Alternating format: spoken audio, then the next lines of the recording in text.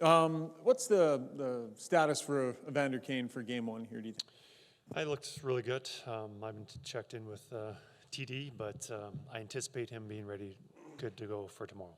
Based on the lines today, looks like you have him, I don't know if we'll call it a fourth line, whatever you want to call it. So maybe just a thought on, is the injury affecting the minutes that he's going to be able to give you, or his role in the lineup? How does that affect it? Well, he's been on the ice for a while now, and we want to make sure that he's ready to go. We've got a lot of guys who are playing well. We're going to be taking somebody out, which is going to be tough, but obviously when we have Evander who's able to play and he's healthy, we want him in the lineup. And depending on his health and how well he's playing, we'll obviously be using him more if he can play like we're anticipating him to play. But right now, cautiously, we're just putting him in a minimal role right now on the lines. But, after 5-10 minutes of the first game, that's probably going to change. How much does the emergence of Dylan Holloway play into your maybe ability to buy some time for Evander Kane? Is he having a better Dylan Holloway now than you've had before? Does that change things? The way Dylan's playing, it does give us some flexibility with our lines. Dylan's been playing outstanding with his energy, his tenacity, being able to break up plays with his forechecking and contributing a little bit offensively. That's a nice addition for our team right now. And where the lines are going to be, I'm not sure. Obviously, Vander's a competitor, a guy that you want in the playoffs, physical presence. This year, 20-some goals through not being 100% through all the year. And, how are you not going to use that to our advantage? So, we'll be mixing and matching a little bit, but right now we're just being cautious with Evander, having the amount of time he's had off, but we'll see how he's going to play.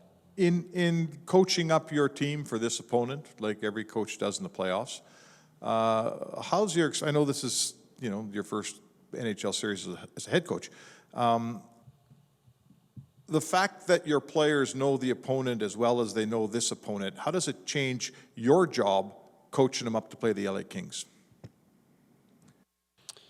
Well, I think things are a little bit different. A lot of the personnel is the same, whether that's with you Oilers or the Kings. But you got two coaches that are new to this series also. For me, I'll be taking a lot of impact or a lot of information from the players, but also from the coaches. The coaches have been through this, they've seen this, and they'll know how this series is playing out and any tendencies that have been in the past that have been showing up again. And then we'll address it as a group. So I think for me, I'm going to coach how I'm familiar with the way I've done things, whether that's here with the Oilers, but more specifically my experience in playoff matchups or in the American League in junior. But I'll be heavily relying on my coaching staff. In that same vein, Kris, is there a lot of difference between preparing at the AHL level and for an NHL playoff series? Like, how are you feeling? Are you feeling excited, nervous to match wits with Jim for 7 games? Yeah, you never know until you're in the fight. And when you go from game to game, that'll obviously be changing. But, there's some differences. There's some things that obviously I have to adjust to. But, since I've got here, whether it's regular season in the American League or junior or the NHL, I've coached quite similarly throughout it. And I know going into the playoffs, there's going to be changes that are different from my past experiences, but I'm going to rely heavily on my experiences.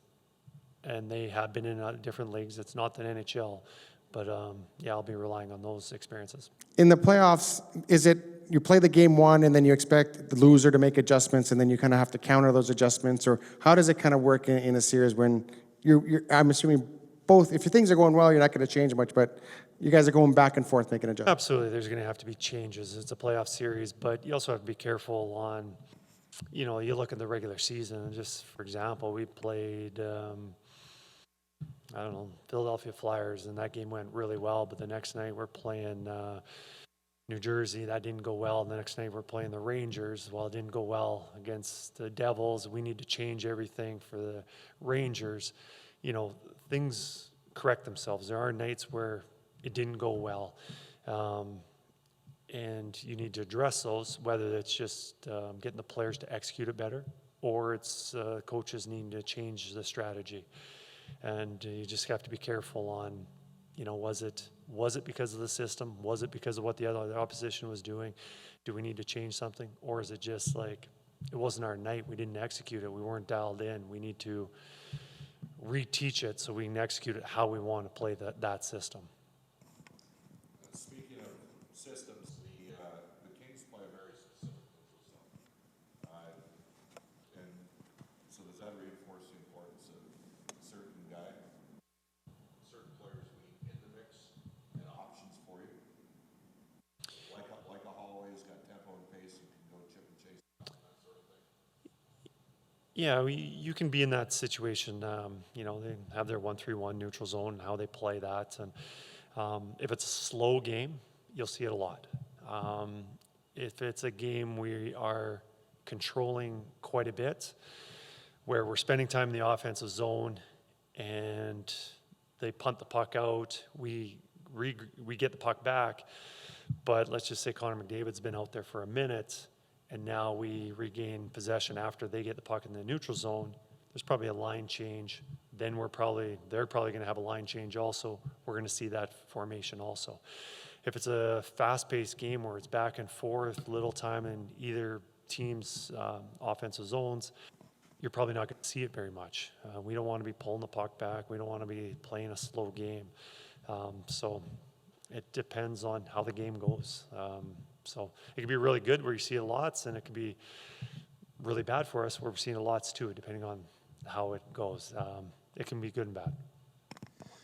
Kris, sort of touching on what Spec was asking you, but this matchup is so familiar for both organizations, for the players, for management, except for two guys, the two head coaches. And I'm just curious how much you've leaned on other people in your organization to delve into important lessons from those two series, or is that old news and you park it and you focus on the here and now? Well, I think the past is definitely important. Those past experiences, what you can learn from, are important. So I'm trying to gain as much information from our coaches, players, management as I can. And I've been doing that, asking those questions for the past couple months, because it looked like we're going to play LA or Vegas. Obviously, those two teams have a history that's really important, you know, to prepare for. But also, there's the here and now. There are some players that are different that weren't here in the past. Changes have, or systems have altered a little bit from both teams, and you also have to coach to what your team needs at that moment. But yeah, to answer your question, yes, it is very important that I get that information from other people. So even if you're a favorite, I would imagine it would be difficult to be the same team 3 years ago. So from that, does that add something to the challenge that your team's facing this year? Well, you look at through the playoffs, and we were talking about this yesterday about the matchups throughout the NHL, and we're talking about upsets and beat who, and you look at around the NHL, and what would be an upset? It's so evenly matched, and I don't know. You look at LA and ourselves, and I don't know. It's so tight in the standings, and you look at, you know, if you take out a stretch, let's just say you take out 2 weeks for a certain team, and maybe you take out 2 weeks of us playing really well during our 16-game winning streak, and maybe you take out their 2 weeks where they lost a couple games where maybe they shouldn't have, and now who's the favorite? So I just think it's two very evenly matched teams, and it'll come down to execution. I believe it was both of the playoff years, but certainly last year, where McDavid and Draisaitl start a series on separate lines, and the Oilers win the series with them playing on the same line. I'm not sure how much you examined that, but did you give any thought, or are you giving any thought to just starting those guys on the same line together at the start of a series, because that seems to be where the success has come from? Yeah, we've considered a lot of options with our lines, and right now they are on separate lines, and that might change depending on the game flow, how we're playing, what they're doing. Is there a really good matchup that they like that we're trying to get away from?